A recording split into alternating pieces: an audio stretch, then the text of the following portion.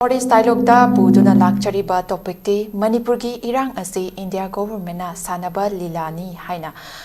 MP Bimol Akoijam na phongdokhiba mahaki statement asida buduna lakchaba topic ni ngasigi Northeast dialogue ki aikogi expert panelist oina lengsin biribasing hanbada amuktang saktak chabagi tanja du lawjage aigi hack extreme right ta lengsin biriba sina oza Professor RATANKUMAR former HOD English MU ni ozabu han mamaktada taram nok cheri oza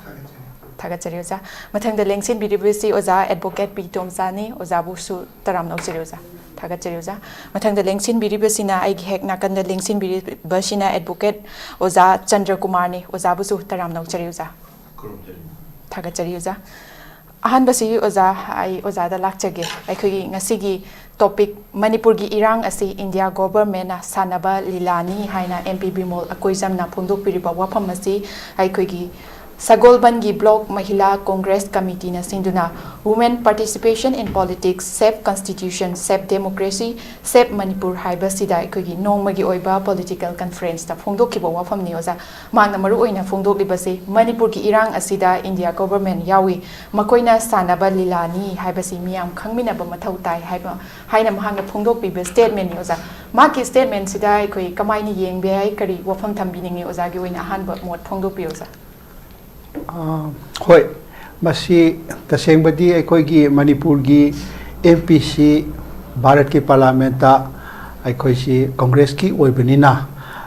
opposition da laiba MP ni aduga hoji ki ruling party de khoi loina mana khangi BJP ge ruling party ni aduna ngasai gi Manipur si BJP na rule to state amo oiraga su MP di khoi si Congress ki ama thak de Lok Sabha da aduna rajniti gi kari hai tare tongan ba political party sing da lainarabani na opposition oirabani na opposition gi mathau si government ki policy program ayam criticize to opposition ni dana ana government hek to khuding gi asoi ba putok tuna ngang ba government hulaga ngang ba si opposition gi machat oina tawe hari ba democracy da di aduga ruling party gi MP oiram taraga di ngangam da ba suyai maduna tongan ama thamgraga ngasai gi opposition akhoi gi ruling gi rajniti gi political party masen gi hunnaba moigi ngana sangnaba dune na khoi na icham chamna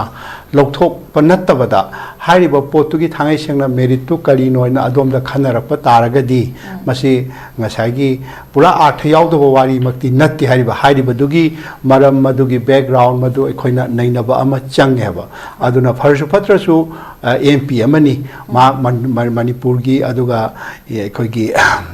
leiba Bharat ki rajniti ki system si khangba mi ne khoina loraga manung da yauri bani parliament discussion da yauri bani na ngasai gi man haibada Manipur da thoi basi Bharat ki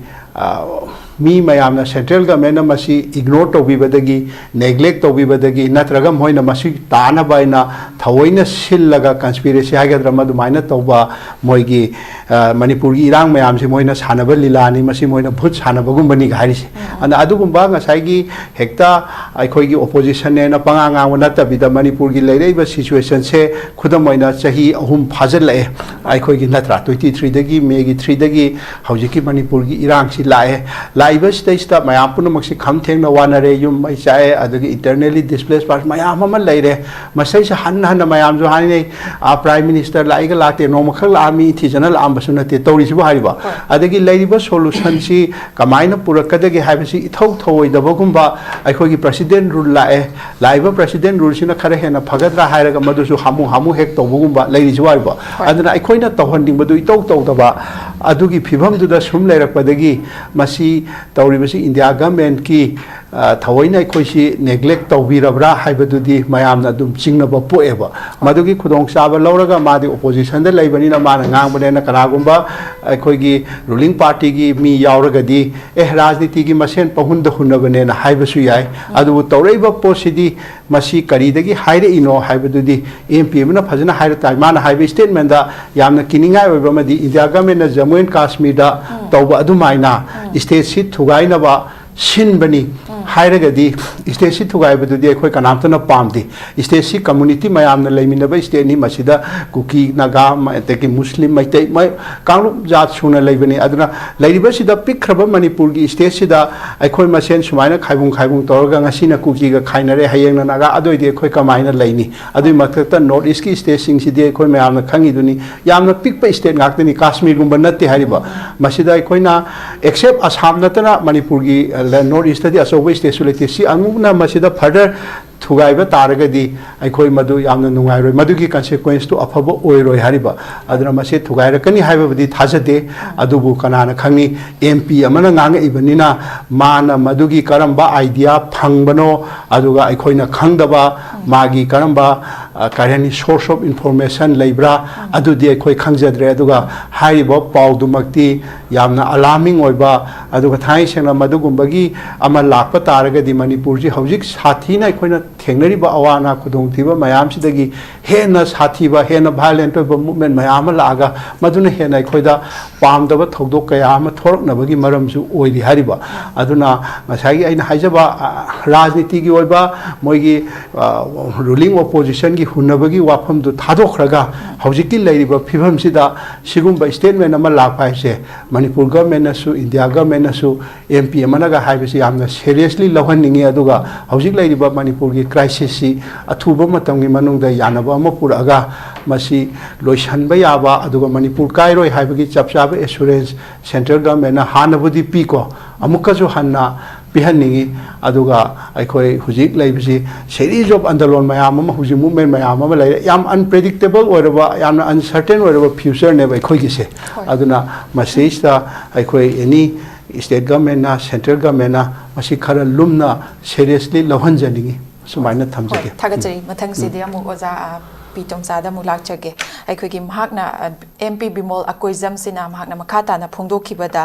मणिपुरदा थोकलिबा इरांग असिदा मियामना कुकीदा लोइना ताइसिनदुना लेबगी महुत्ता मसिंग यामलबा security forcing लेना मतौ करमना नोंमै कापसिलकलिबनो हाइबसि हंगबा मतौ ताइ हाइना महाकना मखाताना statement से हाइबिरे हाइजबता रोजा statement सिगा मरि लेना अखोगी मणिपुरदा लेरिबा security forces सिंगसु अदुकी मतिक मसिंग यामी हाइना हाइजनिंगी अदुगा ngahak leitana सुमाइना हाइदि अखोगी नाकल अमरोमदा अमुक blame game की type ता लेरिबसे ओजा मरु ओइना अदुगा सिक्युरिटी फोर्सेस सिंगी लुक होल सिना कमाइना येंगे ओजागी ओइबा वखलदा करी थंबिनी मानबों तो भाई मणिपुर नु पर खुरमजरी होसी की मतंग सी अखोई सी हाइबम तोबम अम खंद्रे हाइबदि कैनोदा याम मतिक चाबो मेने पार्लियामेंट की मेंबर ने अदो हौजिक लान तौरप चाही अहुम फाजलकदब ओरमने हंदकी मे कैनोद मेदा होय हौजिक को अखोई सीता कनागी कैनोसी को कैनोसी कनागी कैनो नो लेबदो सीताजी कनागी नुपी नोन हाइबदो अदुगी मोंगदा नागै तुमुब्र करिनो मणिपुर की हिस्ट्री चंग सिबु पादबरा अखोई मणिपुर से हेक ब्रिटिश थादोक्तुना निंगतमना लेजरमदगी को इंडिया की डिस्पेंसेशन हाइबा तारे को मसिना मणिपुर से कमाइना लोक्सन गदगे हाइना प्लान तोकना लोक्सन गर अदुगी मतुंगदा मो मणिपुर से फजना थंबीबगी मुहूर्त कमाइना थुगाई गदगे हाइना प्लान मतंग तौरक्तना ngasi बाउत मणिपुर की वारिबे सिंगसे को अखोई की हम सबना हाइ तारगदी को आगे सेंटर की पोट मयाम अमा यावरगे लाई हाबसे मसी खंगदबदौना अदुगी दमक्तनेबा अखोई हौजिक लान होना कोतना अखोई निंगतम तांगदमने अखोई निंगदुम पोमगा लेरिस मसी का जामा ते उदगे को मसी ngaraang da सेंटर याव लेरमे काय नागे काय चलुगी सिने नागे तौरिस गेम खंगदब सेंटर की खुद चावना यावी हाबसी मसी कनामतन येलो अदु मंगल नत्रो मखोदे मिसंग चंगंबा असाम फल की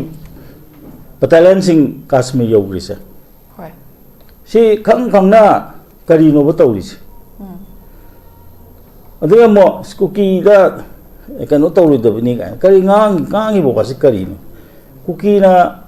तौई हाइबसु का हेने लेति कुकी खुलाई पाइबा नार्को टेररिस्ट न तौई हाइबसिने मखोने लेइस kuki ese hol kanam tan lan hong na den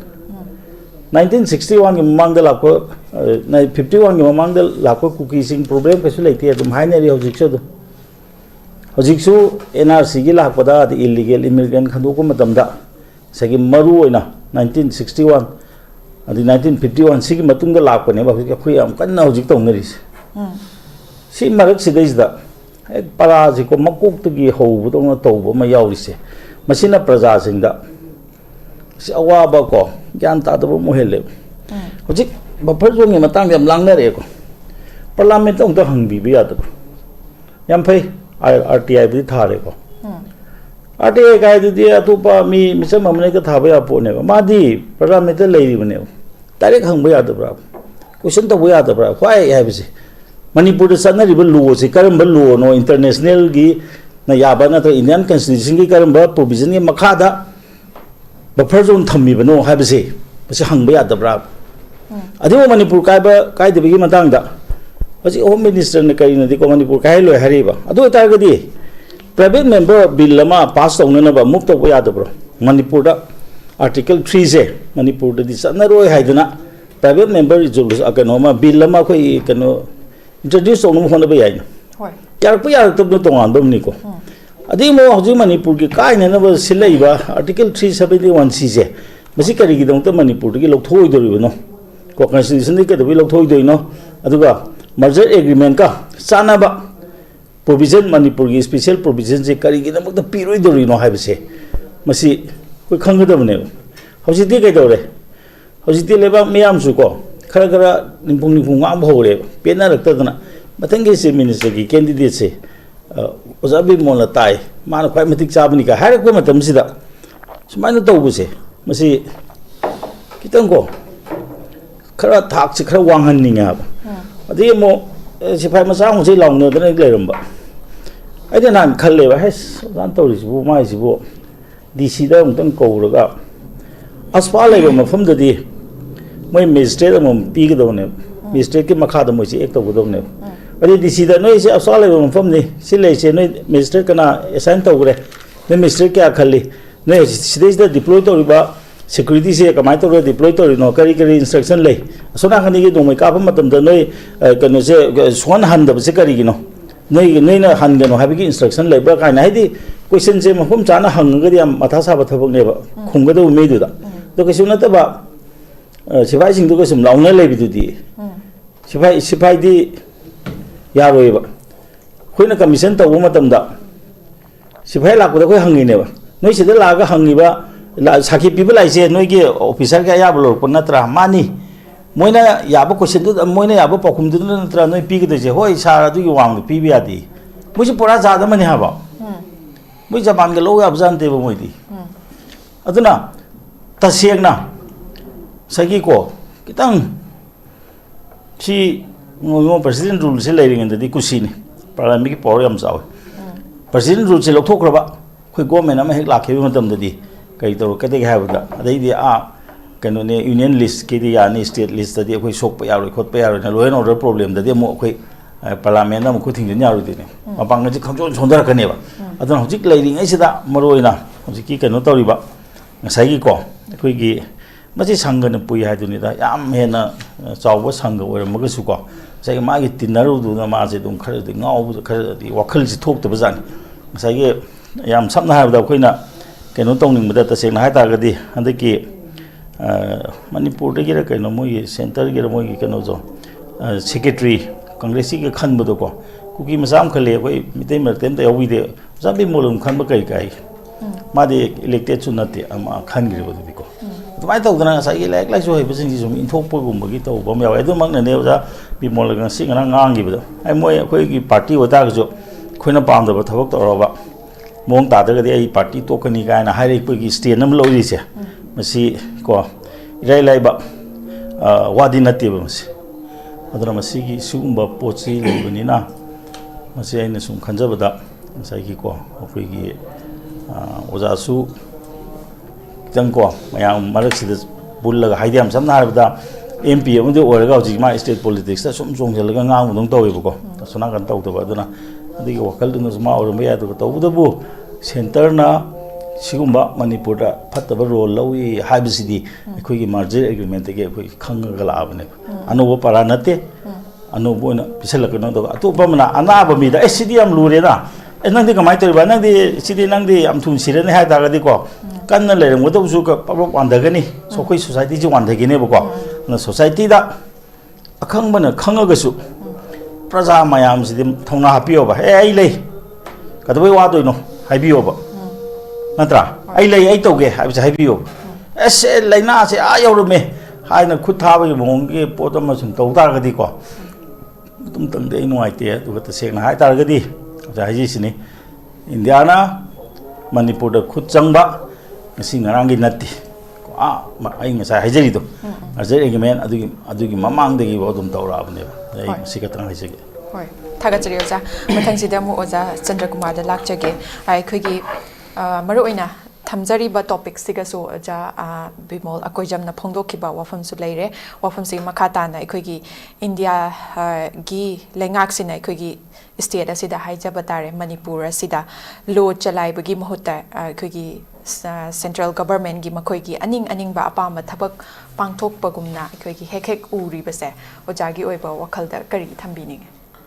han maktada koi notice dialogue pu yengri viewers sing aduga ai co-panelists were very respected panelists sing aduga koi anchor bu su kai kong na bu chari huziki keno se Manipur da center gi keno se Kuting Jalele, day 1 day, Hek Manipur, India, Tilak, but again, I was there. Was the age room and Drosto Jacob. Aduga Tinjalak Patavan, Tilagadi. India merged to Greva. Rightly or wrongly, I do debatable issue. I'm reading one again, Iva, and one again, a Kang, but a scholar, my arm and a canon and a labor, debatable issue, major agreement, Gizaga, India. Manipur Karamba Mong Tin Kai City Maduni issue Moiraga. Rightly or wrongly, India tin grava. Tin Gragan Sida could Tinjalapa interference to Rock Pai was there. Masidi to Masantavani. Now, Quina Nainado Puchidi Tinjal liver could Tinjan say. Masi legitimate over illegitimate over Yabra Yatabra, Niom Chumbra Chum the Brahaba to Nev. Already, I know the luxury Sina Manipur gi number 1. Number 2, Mama was gay PS Hangmasa. I know me machine late Amuksuna. Me Gizna Yam Lingagadi. Machine heavily. Later, Amadudi, PS Hangmasa, the exception or PS Hangmasi, he was almost a president, almost president of India. Supreme Court answer Supreme Court Constitution against 3 issue to the Lehori never. Judge Omna Parnat Mukherjee election to make a idea. Ani just any Nigo and Amakatani Kennedy. Ani Mana, Pranam Mukherjee election to Lali, PS to an Haraga, Lakiba. The Ada luxury say Gawagi. Gawagi defense minister, Union Defense Minister Kaiser. I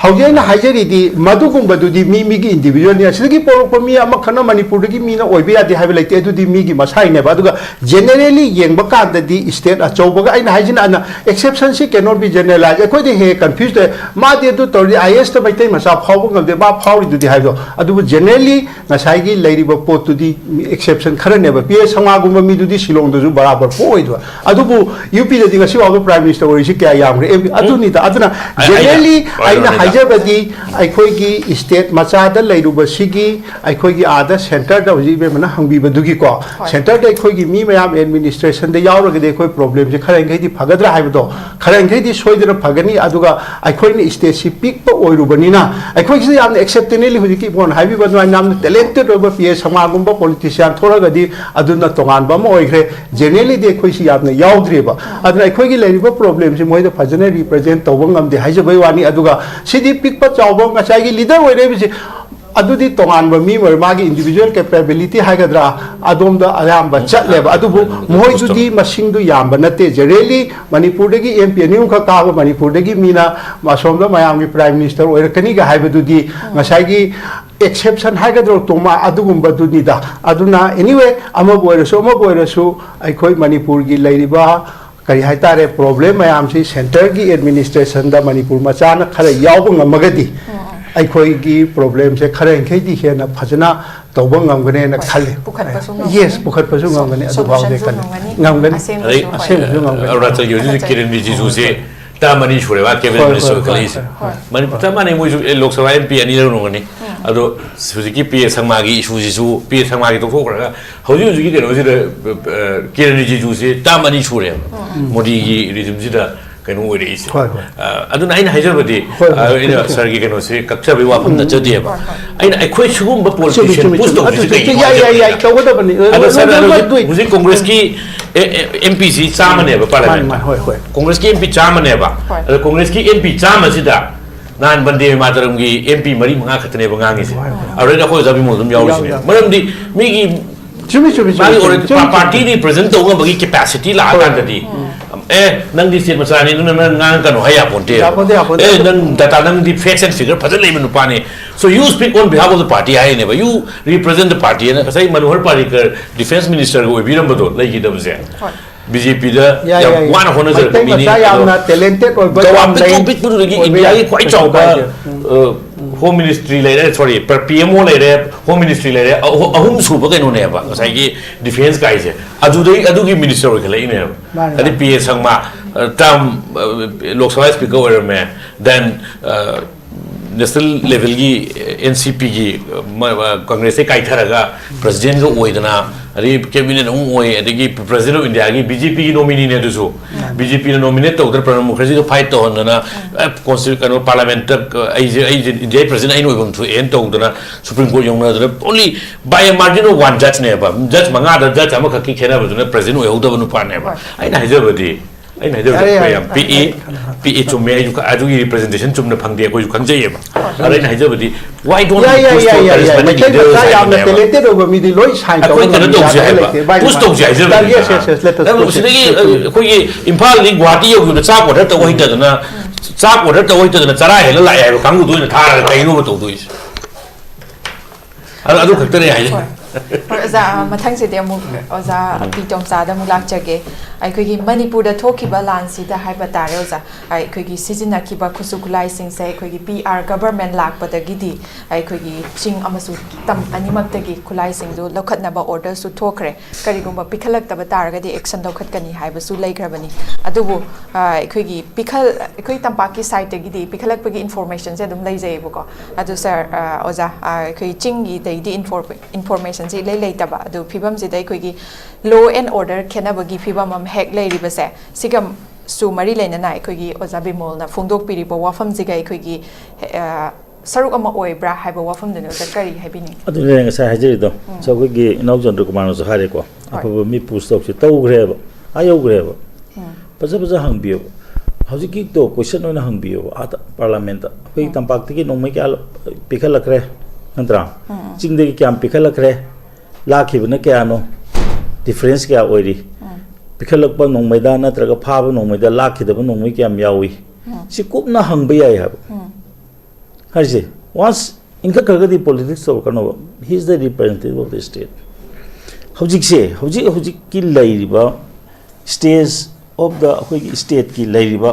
पामफम खोंफम जि करिनो हाबदा पीसे पुरक याननब खरम खैदि पुरे हाज पुरक याननब को elected government से हंजलकना भोनब मतम ने सेंटर के मसे गवर्नमेंट सेम दब यारो हाबि मौंग द चथरे हयंग चित मो यावरे हारब कुकी एमएलए सिंग दो मीटिंग तौने हार 15 डॉलर मान को गौती दा सुगम नमझल लको मतम सिदा हानगी अदु अदा समन हाइदि am samna da ko gi te wa ham lebo ko hyang tanani da tumba sen tho bai nam lebo ko tan cha chana da sigum basina kari no ma na purak ningi wa do kari no bai ko da phongdong ningi samana boto kono khomo bo choi na tor ni don kai ma government form tok ta ga di 2027 da bot soidre aduga karigumba emergency gumba lauthokidana sangdokhragadi khangdre khoi sima adi atopa mana sigi sigi pochida hojik sima jangu ko pot kana ghome candidate yam kun puthuye congress candidate afaba hakadabni natragadi yaroi kai si to sino su kai de si maya pamani adi matam la habni da hojik di lairiba loina makse mainstream da samo ko aduga adu taw matong da hojik kano da supreme court case mayam leiri commission mayam leiri adugi kanano karino habaduma lakini idp sing moi marsa hanjalan gani hairam maga hojik hanjal laktabagi hojik irang jam ko na thui si matam sida mana ngangi bo poto karino habani da adun loina mak khangga la abani hojik si ta seng hak ta gade ekoi je pebet masa sawung hai ba habadu ne ba pebet ki wari ka bira ba ekoi si yam sathi ba ko gi khubam da sangra bane ba khoise masidi gi kamai to na ekoi leithok si gi kamai ni hinga si gi ha base this or ekoi gi hona ga da ba matam mamane ba si ko si da ma to re adi mo to ba mana si gi governor se keno da thugai ba da yaw gi bane kashmir thugai ba da yaw gi bane si kashmir thugai ba da yaw na ma phongdong ni bi si kai gi no injal li bra ba adi da ga di governor sing sina my go defamatory speech tatra natragana sage khoi hojik sedition makti leitre ko atubu sedition ga manabada ai irang horo praja ji irang horo hai injin bagi mong da lakum leitro hojik mana do haru budigi hoji gana go mona governor lakpo nung tharo ne natra si tharo ne nang de kashmir thugai bada yaugi ne nang manipur thugai ba lai nung tharo ne adi ma se prime accused ma oidra ba asima khangda bra ba Kashmir and Manipur their story and the story of Manipur are completely different. Anisi manahan maju sungai oh Kashmiri mo India ke makada dum laga thane de hongna dum lakpani sigi sigi tongal le khoi Manipur ki history tongal le Manipur je khoi Manipur na kanna mohna jaga da bne aduna hoje sigi luraba tanja sida aduni da masai ko khoi gi ma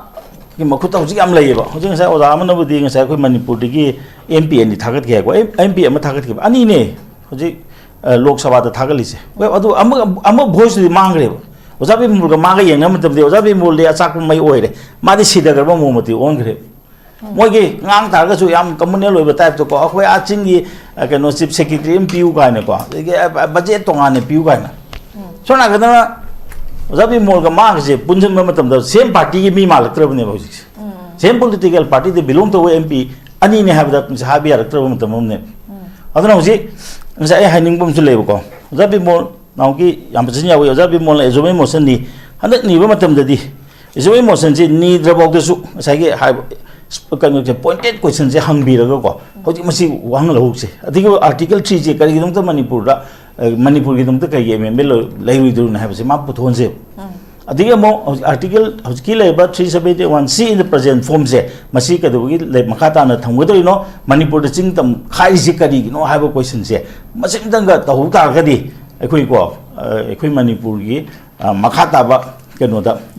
ekoi gi keno da manipur se manipur oina lei ba matam da masi yamna mateng oi gane ba maram keno da chingai tam haina khai bisina maram oi na ekoi gi ko major population simadi ekoi gi ko yam pikraba ko only 5% 6% of the land masses da ekoi ju confine to rabane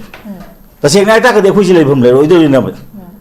ekoi ji maram keno da tam ba hai bi 10% ne are lokak lai thok re marsi area mayam lai re go mengi len mayam lai re atopa community di lai tabru se do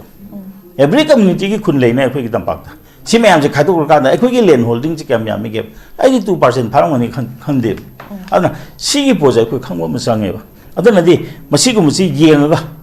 masai ko petty politics da masai na yam yaning bum yaw ge ba jabi bon hai samai to na ina yaw party se masi ke ba yam karan turan tarak ta ga de ai party je thado ga lakane ha ba madugi spirit to adu mangoi na ga thabuk se to biyo man de no da jabi mon ba po ta gi matam da ma gi tongan ba ko ngasai gi agenda tarahum do da ngodi ko adu da ka gi ba bone adu gi agenda do ko bi da na samane to biyo adu ga ta seng na hojik ti am luba hojik ti ko loina mak ki pungning se father ga lemin na ga madu da lam hel mi sing se thidok ga mogi maran gi matungina dandi pibi gi matam da hojik la abane ba madu tanan ba sinsi aduga ngasai ko sen to nang de adu ꯅꯪꯗꯤ ꯑꯗꯨ ꯅꯄꯥꯅ ꯑꯗꯨ ꯑꯗꯨ ꯇꯥꯔꯒꯗꯤ ꯉꯁꯥꯏꯒꯤ ꯍꯌꯦꯡꯋꯥꯏ ꯅꯍꯥꯟꯋꯥꯏ ꯑꯩꯈꯣꯏ ꯋꯥꯔꯤꯗ ꯗ ꯋꯨꯜꯐ ꯑꯦꯟ ꯗ ꯁꯤꯞ ꯍꯥꯏꯅ ꯇꯧꯔꯒ ꯉꯁꯥꯏꯒꯤ ꯅꯪꯅ ꯏꯁꯤꯡ ꯊꯛꯄꯗꯒꯤ ꯏꯁꯤꯡ ꯃꯣꯠꯂꯦꯗ ꯑꯩꯗꯤ ꯃꯈꯥꯗ ꯊꯛꯄꯅꯦ ꯑꯗꯨꯗꯤ ꯅꯪꯅ ꯅꯃꯥꯅ ꯑꯣꯏꯔꯝꯒꯅꯤꯒ ꯍꯥꯠꯇꯣꯛꯄꯤꯕꯗꯣ ꯑꯗꯨꯃꯥꯏꯅ ꯑꯗꯨꯒꯤ ꯃꯑꯣꯡꯗꯀꯣ ꯑꯩꯈꯣꯏꯒꯤ ꯁꯤꯒꯨꯝꯕꯒꯤ ꯌꯥꯝꯅ ꯔꯤꯀꯣꯟꯁꯤꯂꯦꯁꯟꯒꯤ ꯄꯦꯔꯤꯌꯗ ꯑꯃ ꯂꯥꯛꯄ ꯃꯇꯝꯁꯤꯗ ꯉꯁꯥꯏꯒꯤꯀꯣ ꯍꯟꯖꯟ ꯍꯟꯖꯟꯅ ꯑꯅꯥꯕꯁꯦꯀꯣ ꯆꯩꯅ ꯁꯨꯝ ꯊꯤꯟ ꯇꯥꯔꯒꯗꯤ ꯃꯗꯨ ꯔꯤꯀꯟꯁꯤꯂꯦꯁꯟꯒꯤ ꯃꯗꯨ ꯑꯦꯒꯦꯟꯁꯇ ꯄꯣꯠ ꯂꯥꯛꯀꯅꯦꯕꯀꯣ ꯑꯗꯨꯒ ꯇꯁꯦꯡꯅ ꯍꯧꯖꯤꯛ ꯑꯩꯅ ꯑꯃꯨꯛꯀꯁꯨ ꯍꯥꯏꯖꯒꯦ ꯍꯟꯗꯛ ꯒꯣꯔꯃꯦꯟ ꯄꯥꯜꯂꯕ ꯑꯣꯀꯦ 2020ꯒ ꯏꯂꯦꯛꯁꯟ ꯇꯧꯕ ꯍꯥꯏꯕꯁꯤ ꯁꯣꯏꯗ꯭ꯔꯦ ꯀꯣ ꯐꯦꯕ꯭ꯔꯨꯋꯥꯔꯤ ꯁ꯭ꯋꯥꯏꯗ ꯐꯦꯕ꯭ꯔꯨꯋꯥꯔꯤ ꯃꯥꯔꯆꯇ ꯁꯣꯏ ꯇꯧꯔꯅꯤ ꯀꯔꯤꯒꯨꯝꯕ ꯍꯟꯗꯛꯀꯤꯁꯦ ꯒꯣꯔꯃꯦꯟ ꯄꯥꯟꯕ ꯉꯝꯗ꯭ꯔꯕ ꯑꯗꯩ ꯏꯟ ꯑꯦꯅꯤ ꯀꯦꯁ PR ꯁꯥꯡꯗꯕ ꯍꯥꯏꯕꯁꯤꯃꯗꯤ इनमिटी सस्पेंशन दी लेबे यारोय अदु इमरजेंसी नत्रगदी उपाय लेते इमरजेंसी लाके तागदी चही क्या सकदुरना हाबदो कोई खंगबो ngамदे अदुगा अतोपमना अखोगी को मीना अखोगी मणिपुर चे थुगाइरोय हारिंगेंदे को सि काइबो लोइग्रबनी ना सिदी काना हाबिसे मसि फतब लेब अदुना आदा थुगाइना नब नुंथंग पाइरिबो मीदो थौना लेलेबे हे कानारोय सोमदने यारो हाग्रबनी खुदि नै नुंथंग थादो नै नसा मांगजेगेरा हागेदबनेबा नैना पुंसी मांगा तोकेरा हागेदबदरको असी सोइदना अदुने अदिगी यम सबना हाबदा गवर्नर का कनोगदो मै काश्मीर थुगाइबो यारुमने दे म गवर्नर द वानो म हाइबो समाननेबा नै मणिपुर थुगाइनिङै दसि वानो म खुथिनबो समाननेबा असी काश्मीर बस अचोबम थुगाइ लाखरबनी असी द वानो मुसो असी कौगनेदि कौगनदाय मोहन इन्जलुसो हाइना खुथिनबो मानेबको अदुना मदु अखोइ तौगुमसी अदुमक तौरंगनेबा दai थाजदे अदु तौगुमसी अदुगा अखोइदा optimistic oibagi potam so khoi leisi mangdi kaino da indiana khoi loksun gi bama tamda ta sing no magidi ko mokhoi gi manung da mi khra nei thugai ningam ba ya do india as a whole manipur se hek da singup san thugai ge habi wakal di india as a whole di leir moine khanjai ai masida haise hoi thagachai mathang amu oza chandra da lakchage aikhoi gi mute sing se leader sing se oza mot mana da badawna aikhoi punsin bi ai ha da badawna leiridana sige haidi mamang da so thengkang kya rak center na kauraga aikhoi gi chingi amasung tamgi sing se aikhoi gi kauraga wari sanaraga solution je ipu purak pangam dana leiriba sina maram oraga aikhoi gi center sina aikhoi gi manipur da leiriba aikhoi lal hauba sing se namtharaga thamba yaningai thong oidura oza kari haibini अदु इतै कितन reservation ले जाएगी दिको अदु गिरिया कोना इना Changan जरो के दुगा अयन साइगी एमएलए में मोट माना दे हाइबदो अदु दे फुली एंडोर्स तो जेगे बा होय मरम दे ngasi मक थोइ थोक से बीजेपी मनुंगी इनफाइटिंग करम इनफाइटिंग सेपरेट एडमिनिस्ट्रेशन डिमांड तौबा कुकी गी एमएलए बीजेपी गी ngasi मांगजु पंजाबदुनी बीजेपी गी एमएलए तरेट कैबिनेट मिनिस्टर अनि यावरगा मसी बीजेपी मनुंगदा सिना इनफाइटिंग अम लेजरे अदगी अमु चीफ मिनिस्टर की होपफुल ओइजबा साइ चीफ मिनिस्टर की ngसाइगी कोवेटेड पोसी पामदना मुन्नबगी क्राइसिस अमख सि मयामना दुम मांगनै को हाइदि सि केम अमदा एखोइनगा ताजबसि केम मरी मंगा थोएबा मना कोई ऑनरेबल हाने की स्पीकर वो बिरंबा युनाम खेमचान अरे अमना डार्क हॉर्स होइना बिशनपुर की कोई ऑनरेबल एमएलए गोविंदास कंठोजम अरे अमना थोंजू की ऑनरेबल एमएलए थोंगाम बिशोरजित अरे अमना यास कोई एमएलए हुजी की स्पीकर वो बिरेबा थोकचोम सेटरब्रता सिगी केम की वारी से कोई याम ताएबा सी मसी ताब खक नतना ngरang nahan gi speech amada khoi ki rameshwar honorable MLA rameshwar na publicly kano da school kendra gi manung da leiba constituency gi manung da leiba meeting amada school kendra da RK Dorendro chief minister me handa adu gi chap mana mong da school kendra gi MLA chief minister am lak to male January tha manung sida ana yamna yam positive way am no fed ka torga hairam baga na kan da khoi honorable speaker huju oibiri bathukum setabotna madu taba daga nuai jabagi yeng ko khun noksaba ko ai som da mu hanagi former CM jisu heavyweight ni da mani almost complete to hongda bai wani chief minister oraga lady news lere maga ngarang na handa to khidingai ri ma gi ju kem ma dum leram ngani ai pan bari yauju haudre ado itardi politician में हम पुंजन दबाहर के पुंजन बंगम दबाहर के दी masi hauji hauji ki kano ji ai mamangi na tung yai hajaro ko hauji hauji ki di do itari crisis BJP na tuan mane sagi Nito kuba muna bada Manipur da awachanga kiba British anga kiba ki wadi du cha mana mong da BJP ki infighting karam infighting kuki MLA BJP kuki MLA taret in cabinet minister ani yauraga adu ki cabinet minister Manipur bu thugai ge in hairiba cabinet minister ani yauraga BJP ki MLA taret sigi mathakta action am ta lawba ngam gidaba State President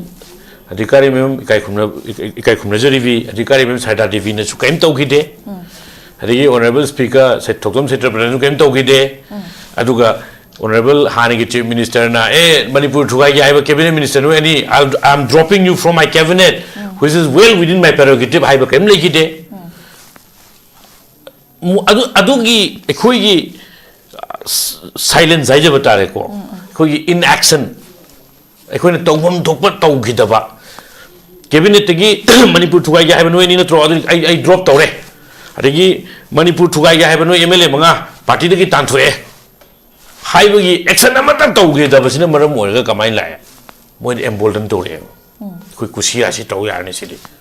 Manipur थुगाई या हैरसु यनगाई या हैरसु अखोइ त crime सोक तौ लेते हाइना तौदे मोय सोकसु सोखिदे Moi sok pa bo Impal lagi moi se lai ngam jen sen gi habji khatana tana atopa moi oiba cabinet portfolio adum president ru laktre moi adum cabinet oigi president ru laktre hojik sulum MLA oiri BJP lagi tanthok pa laitri do ga ni Manipur gi in politician mem punjan mangam da base NPP haibi runu MPP haiganu NPF so haibi ganu Congress so haibi ganu BJP haibi yo generalized over the land name. The Manipur who keep him to the Tammy there, but BJP is solely responsible. Tagajaza, Aduga, Hosazik Lady Bark and Crisis. Aduga, Parliament before John Yetu Yadagi, Pukat Pibasa, Rai Savagi MP Zularico. Martin Honorable Rai Savagi MP, Nasum Pukat Pibay. Samana among the Tagajaza, Oza Pitomza, the Mulaksage, Ozana Punto Pibada, Hosiki crisis, there's only BJP or many Hibawafam, Aduga, Center government, a likely but Tantara Marisa was I could Manipur MLA sings center the Kauri Boza, a Siki say Kauri Basiga, Marilena Nasu, a Kugi Mamanga, Speaker Setabrajan, High Kibada, Kugi, likely ba 14 February, Siki Mamanga, Sarkar, Sungsoi Shoidana, same Gani Hana Pungo Kiba, Wafam Dugasu, Marilena Night, Kugi Sarkarsi, Tasting Namak Semak Pagi Pipum, the Ubi browser, Kari, Wafam Tabi. I think it's in Sajido. Sarkar Seme, I'm not only going to Sarkar, Sebe, the number of PUYAM lady. I haven't go BJP, the Pandai Samboni. BJP is solely responsible, High Targetico, the Mamitanga, Manapanga, for Maroon Toko, Mina Hagam. Madam the Masiki, I come there. Madam the Masiki Port here, Omok Payam Quiro. Inside the 1949, the whole governor, Sitan was celebrated. Matamamada Nagagi problem, I can't, I could Nagi, Mating Logo. Maharam the Seller who petrol lorry natro. I told the low natro. See the other natro. See Kanana Selambano, Marukanano Lambano. Kambu this real October, Impal, Billy Question and Misicana. A woman Pantukum Litigari. Doctor Targadi negotiation Amatorum Beadro. Sidi Shibok the Yabe, Sidi of Billy the single and Habiatabur. At Canada, Hojikimatam, Sida Torogo, Hojiki reconciliation Matamni, Mato have a party. Sima, I do go make it. Go men to Garaga, election to Vuna Law, sing door. I do not so go men formation the Matin Pampi, Pangon to Madam de Canada, same to this business, so the election. And it's Hido, same Dragadi, Ganda Women Samoka, they have a gantat. Mandican, once emergency law without the say a month and a deal with Bungamoy. Say any home saladi. Amazomus Manga Canibuco. Adona. Ato but the same Hatagadi, Hojik, as I Quio Ojoi, why hide it? Awa may am la Manipur, our peace gain. Awala Natrojic. I did Agadi Manipur, ma'am, Tinjanabukari Kage. I couldn't be an 800 Haiko, Manipur in Nikomoza sings ꯂꯤꯡꯖꯦꯜ ꯃꯥꯟꯅꯗꯦ ꯑꯗꯨꯅ ꯃꯔꯝ ꯑꯣꯏꯗꯅ British ꯆꯪꯉꯛꯈ꯭ꯔꯤꯅꯤ ꯑꯋꯥ ꯆꯪꯈ꯭ꯔꯤꯅꯤ ꯍꯥꯏ ꯑꯗꯣ ꯑꯋꯥ ꯇꯥꯟꯊꯣꯛꯄ ꯃꯇꯝꯗꯗꯤ ꯂꯣꯏꯅꯃꯛ ꯆꯞ ꯃꯥꯟꯅꯅ ꯇꯥꯟꯊꯣꯛꯃꯤꯟꯅꯩꯅꯤ ꯑꯗꯣ ꯍꯧꯖꯤꯛ ꯑꯋꯥ ꯇꯥꯟꯊꯣꯛꯄ ꯃꯇꯝꯗ ꯑꯩꯈꯣꯏ ꯃꯌꯥꯝ ꯆꯞ ꯃꯥꯟꯅꯕ ꯊꯣꯛꯇꯕ꯭ꯔꯥ ꯑꯗꯨꯅꯗꯤ ꯃꯣꯏꯁꯤꯡꯁꯤꯁꯨꯀꯣ तसेंना हाइतादि मोइसिदि अखोइ ओजा बिमोलगे वाहाइदा हाइतारगदि मोइदि कोर्टता थमजंगिबि यारो पॉलिटिकल लीडर गातन को ओजा बिमोल हाइजे अफबनि पुथोक हाइबनेबा वा हानगे कांगदांजे थमजंगरसे हाइबनेबा वा अदुसु ओजा बिमोल याम लुबो पोदमनेबा होजे मा होजे तसेंना हाइतारगदि मानगो होजे कैंडिडेट के पुथोरक तरिसिबु कांग्रेस की नीति की याम थिनो वांगदनि नद्रा अदे अदुना ने ओजा बिमोल चु मुखलैसे कोइना ने आराम तौरदे आइदे पार्टी तोकन हाइरेजे तसेंना स्टेप अम लौनराबनेबको अदना सिगी पोसी लापनिना अजि गवर्नमेंट सोइदना सेम हाइसे जाइजे सेमदबदि खंद्रे सेमे 27 the election सेमद्रे 27 की election मेन तादे अदुनदि हौजि गवर्नमेंट सेम नब तौरको मतमसिदा थुगाइना बसुं तौबिगनु प्रजासु वानी नोइसु वानी कारिबे मीसिंगसे मथं काबदा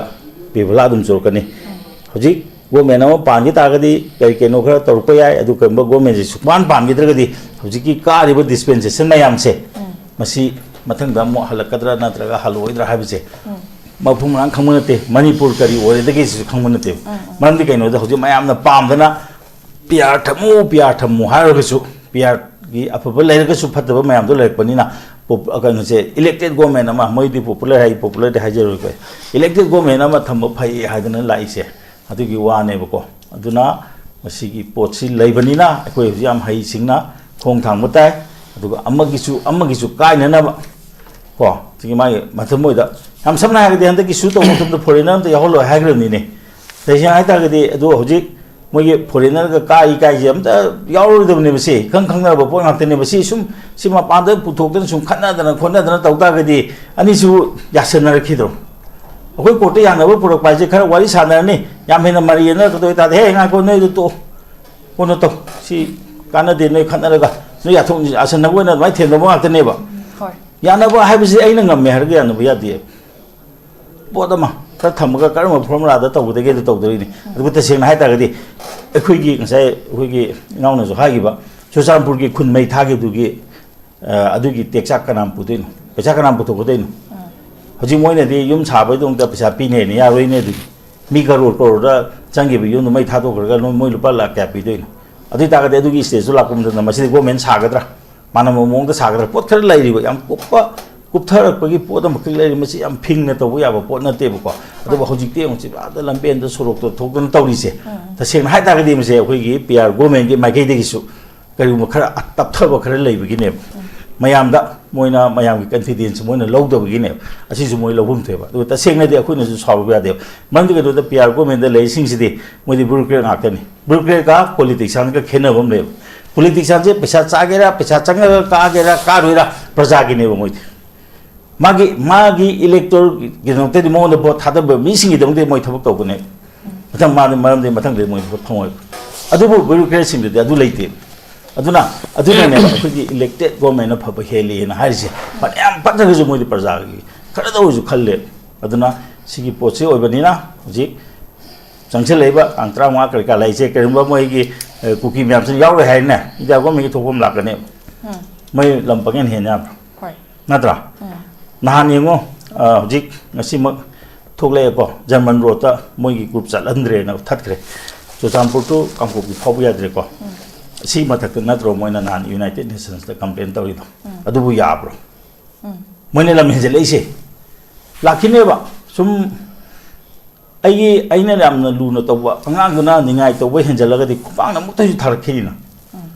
नत्रा अदुगी पोतुदे कोइ काउगुमसी अदुग तसेंगना हाइतारगदि मसे अखोइना हाइरोगसु यारोइदब लै करिनोदा पॉलिटिशियन हाइसिदि खो चंद्रकुमार को मोइ खर चाइनाद्रदि मागोइ को दुगा सगी अखोइना पॉलिटिक्स तो याउदबनिना सिदा कोइ उनरगा पंगांगांना बुवानेबा अदुगाना अदुबु तसेंगना पॉलिटिशियन ओइबो तोपिरो स्टेटमेंट ओइबा हाइबो ओइबियो लेबाकि सेंगु लुचिंबो ओइबियो पार्टी की लुचिंबदि ओइबिरनो बहुजिति को अदना अदमाइना चंगनसी अदुबु मी हाइबजि तंबंगमदबनिना असोइबा हाइबजि मियोबिगी बचतनिना अबु पुथैयबको तो पुथरगसु पुथब मसिंग यामनगुमसी चिकट पने हेंसी तो होजी याम कन्ना नुक्सिनदना पुन्यदो मतमसिदा सबुमन हाबे चाखत करबा जगा दे चंगगा बासो मयाम म पिरुदुदी खनबो इंजन मुग चमाने Wai, thaga chari uza, loisha lakpada uza, Chandra the lakchage, koi Manipur the lady be Erang se uza, kari karamba khongthang kalau khaladi kari tawragadi phagani haiba wafum thambi uza, loisha lakpada. Masidi hard and fastful formula di layer roi Manipur crisis yam complex hoy ba kenoni ado han ba khongthang khoi han dagi khoi na lawra lakpa kai gi damakta center na maitai MLA sing naga gi MLA sing kuki gi MLA sing na khaido ga muslim budai panjaro yam khak yawbni na ko aina khangjaba ta kano khoi nurulasan ko honorable ado tongan na kauraga kaido wari sari no pulla ko je khoi yam hairam me ado yamna welcoming oiba change amada handak kui dringai da punna kaurure adu so mun nuai taba na khoi ge party gi discipline haram ngani adu budi koi sambit patra aduga koi ji hapjage sambit patra ji gumbam ga adeki BL santor ji gumbam ga moi ani na phammaga ma yam na makha da phammaga tawri muong do asmaru mit sum wakhan de moi manung de moi kem khanan do di ai ko party gi ne khoi di moi general secretary ne adu na khoi di makha pham ga dong ga moi party discipline ni le ram ba yai tang nuai te ado aina ado tawudabu adugi moi punna kauraga MLA loinamak regardless of community affiliation loimak kauraga BJP MLA gai noi wari chawana tawbasa masi this is first of such initiative to restore peace ana thamjage aduga mas Manipur crisis se AD negotiate tawraga dialogue na loisan gadong ni na khanjai maram de khoi no ji maitaina kangu bujat pa yade maitaina Churchampur chat pa yade kangu bilan pa yade adigi more chat pa yade na hairi se ikoina masi nakan ani makni negotiation na ji nakan na khara dok pa khara hanjen ba tawna dong ni auna ikoina su valley dagi chen gi bising do ikoina ju halu on haibam thoe ba amadu gi initiative am khak lawra agati sai khoi kokomi yoja thawun ju high grade ko cookies are no more danger in Imphal na high grade amasi am welcoming statement ne ai logjage adi cookie Imphal lak matam da nobody is going to harm you hoi hogolak pagi sentiment to a charge tawraga tawna gi ba sauna gi ba langna gi hana gi ba kauna gi ba phuna gi ba mayam du koi kauna raga noi je halak pada khoi Manipur gi valley sida noi khoi site gi noi da tati tawi to go wa ka do tu ko do phu go do chai go ta leitre balance ki role room leite noi halu hai bagi ingit man ba khoja thoba khoi kokomi gi krai da thoba gi statement khoi khangjaw we ba madugum atopa CSO sing atopa the government authority lagi but confidence kan hai tare ne confidence building hai tare trust deficient am lai ram ai wari ai chu tam chu jai ki kai ai trust lai te ai chalura kai ro kani adu du man lo ta di khoi site gi di khoi ngrang khoi gi arambai tengol gi luching purel korongam khuman na su publicly high gre ade ko NRC tawraga cookie indigenous indigenous hai ba disin aroge koi Manipur da hanagi khundale tan lai aba cookie sing du khan adu tongan thamaga naron na jungle khibsing khandoga beseram tawraga NRC tawraga puna lai minase haibani ga haiba wai ja masi yam thina ai endorse tawjage ba even madugi statement no tan theng lai harabo da ai wakhandadi with all my humility I was a thobagi degi koi gi oza kurungam bagi mai keno se statement I fully endorse hoi thaga chari oza singi matam haidi chilaba matam kya amu kai thopiduna northeast dialogue sida saru ya biduna mapung phan bi bagi damak ta oza sing haninga leitana thaga chari oza matang sida northeast dialogue lo sinjare mityeng ta biri ba punama puso amuka hana thaga chari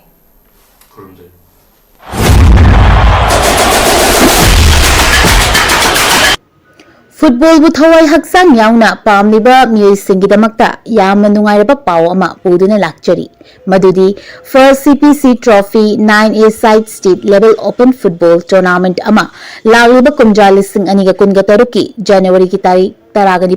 hauduna Chinya People's Club Yaripok Ningthongnai Chinya Lekai na sinduna Ningthongnai Playground da pangthoklagani tournament asi form ngasi maktagi fangbiragani tournament asigi pricing di winner prize ta rupees 1 lakh with trophy runners up ta rupees 70,000 with trophy best discipline da rupees 7,000 with trophy best goalkeeper da rupees 5,000 with trophy top scorer da rupees 5,000 with trophy best player da rupees 5,000 with trophy asina chingbani registration fee na sumbatagi rupees 7,000 khaktamak oigani form thazang bagi aroiba matam lakliba January ki tarik taragani thoida oigani manager meeting na January ki tarik taraga manga da oigani akuppa marol gidamakta pizariba contact number sing asida paw fawbirau contact number sing adudi 8837447610 natraga 8787882150 amadi 60093969994 Riyadh की private hospital की nurse की आहंगबा फमसिंग कौरी अहानबा round की interview नवंबर की तांग मरीदा पांगथोकचगनी यामद्रबदा चही अमा experience लेबा ओइगदबनी एक्सपीरियंस लेतबा मियोइसिंगी ओइनदी रिसेंटली वर्क तोबा हुजिक थबक तोबा मियोइसिंगना अप्लाई तोबा यागनी एकोमोडेशन अमसुंग ट्रांसपोर्टेशन खुदिमक फ्री ओइजगनी माइगी थाकना बेसी नर्सिंग लोइबा नत्रगना पोस्ट बेसिक बेसी नर्सिंग JNM नत्रगना डिप्लोमा इन नर्सिंग लोइबा ओइगदबनी थागी ओइबा सैलरी लिसिंग मौद्रादगिना लाख अमगा लिसिंग कुन फावा ओइगनी अकुपा मरोल गिदमक 9366230077 नत्रगना 7005273217 दा कांटेक्ट तौबिरउ नत्रगना अखोगी office sparkle educational service north east window TV building हता न्यू चेकोन रोड लेंसिनबिरउ हक्सांग फना थमगे हाइरबदी इरमदा मसिमक्तदा लेबा ख्वाइदगी फरबा हॉस्पिटल सिंगी मनुंगदा अमा ओइरिबा बबिना हॉस्पिटल लेजरी मफम असिदा थाजबा यारबा अमदी सेल यामना चंगबना स्पेशलिटी कुनहेनबदा अना लायेंगबगी खुदोंग चाबा पिजरी पेडियाट्रिक्स कार्डियोलॉजी कॉस्मेटिक सर्जरी अमदी स्पेशलिटी मखल मखा कयादा अखोगी स्पेशलिस्ट सिंगना मरिक चुमना थवाई हक्सांग यावना लायेंगजरी अदुना स्टेट वांगदा अमुक करिगी चटलुगनी अखोगी मणिपुर दसु होजिक्ति अवांग थाकी हेल्थ केयर फंगलबदा मतम मांगन बिरगनु सेल हेन तिंगन बिरगनु अखोगी स्पेशलिस्ट सिंगदगी मालेंगी अफब थाकी लायेंग पताक युमफम ओइबा सर्विस लोबियु Babina hospital we hope meets compassion अकुपमरोल गिदमक Babina hospital Sajiwa jail road Khaboisoi Imphal east लेंसिंग बिरउ नत्रगा अखोगी फोन नंबर 6909390666 ता कॉल तौबिरउ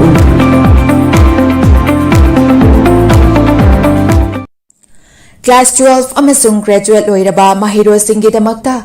जर्मनीदा हॉस्पिटल प्रोग्राम तंबा याबगे खुदोंचाबा पिजरी हाइरिबा प्रोग्राम सिंग अदुदी अहानबदा अकाउंटेंसी हाइरिबा स्ट्रीम असिदा तमनबगिदमक्ता कॉमर्स बैकग्राउंड लेबगा लोइनना 60% फंगबा ओइगदबनी अनिसुबदा होटल मैनेजमेंट हाइरिबा स्ट्रीम असिदा तमनबगिदमक्ता एनी स्ट्रीम दा 50% फंगबा ओइगदबनी अहुम सुबदा इलेक्ट्रॉनिक इंजीनियरिंग हाइरिबा स्ट्रीम असिदा तमनबगिदमक्ता फिजिक्स केमिस्ट्री मैथ्स बैकग्राउंड लेबगा लोइनना 60% फंगबा ओइगदबनी मरी सुबदा मेकाट्रॉनिक इंजीनियरिंग हाइरिबा स्ट्रीम असिदा तमनबगिदमक्ता फिजिक्स केमिस्ट्री मैथ्स बैकग्राउंड लेबगा लोइनना 60% फंगबा ओइगदबनी मंगा सुबदा कंस्ट्रक्शन इंजीनियरिंग हाइरिबा स्ट्रीम असिदा तमनबगिदमक्ता फिजिक्स केमिस्ट्री मैथ्स बैकग्राउंड लेबगा लोइनना 60% फंगबा ओइगदबनी तरुक सुबदा ऑटोमेटिक मेकाट्रॉनिक इंजीनियरिंग हाइरिबा स्ट्रीम असिदा तमनबगिदमक्ता फिजिक्स केमिस्ट्री मैथ्स बैकग्राउंड लेबगा लोइनना 60% फंगबा ओइगदबनी तरेत सुबदा इलेक्ट्रिकल इंजीनियरिंग हाइरिबा स्ट्रीम असिदा तमनबगिदमक्ता फिजिक्स केमिस्ट्री मैथ्स बैकग्राउंड लेबगा लोइनना 60% फंगबा ओइगदबनी निपान सुबदा medical technician radiology assistant MTRA तमनबगिदमक्ता एनी स्ट्रीम दा 50% फंगबा ओइगदबनी मापन सुबदा मेडिकल असिस्टेंट अमसुंग तरा सुबदा नर्सिंग हारिबसिंग असि तमनबगिदमक्ता 12 नत्रगा ग्रेजुएट लोइरबसिंगना अप्लाई तोबा यागनी लोइनना हाइरिबा प्रोग्राम सिंग असि तंबा महिरोइसिंगना थागी ओइबा स्टाइपेंड लिस्टिंग 105 दगिना 1 लाख फौबा चही अहुम फंगनी लोइनना 100% जॉब गारंटी इन जर्मनी दा ओइगनी लोइनना 100% education loan chu class 12 amasung graduate loiraba mahiro singidamakta Germany da hospital program tamba yabagi khudong chaba pisari hairiba program sing adudi ahanbada accountancy hairiba stream asida tamnabagi damakta commerce background leibaga loinana 60% fangba oigedabani ani subada hotel management hairiba stream asida tamnabagi damakta any stream da 50% fangba oigedabani ahum subada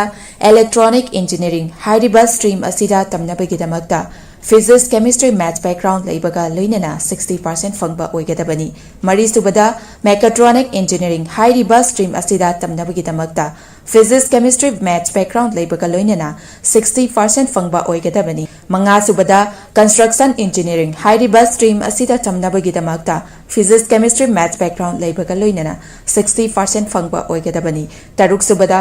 automatic mechatronic engineering hairiba stream asida tamnabagi damakta physics chemistry maths background leibaga loinana 60% fangba oigedabani taret subada electrical engineering hairiba stream asida tamnabagi damakta physics chemistry maths background leibaga loinana 60% fangba oigedabani nipan subada medical technician radiology assistant MTRA tamnabagi damakta any stream da 50% fangba oigedabani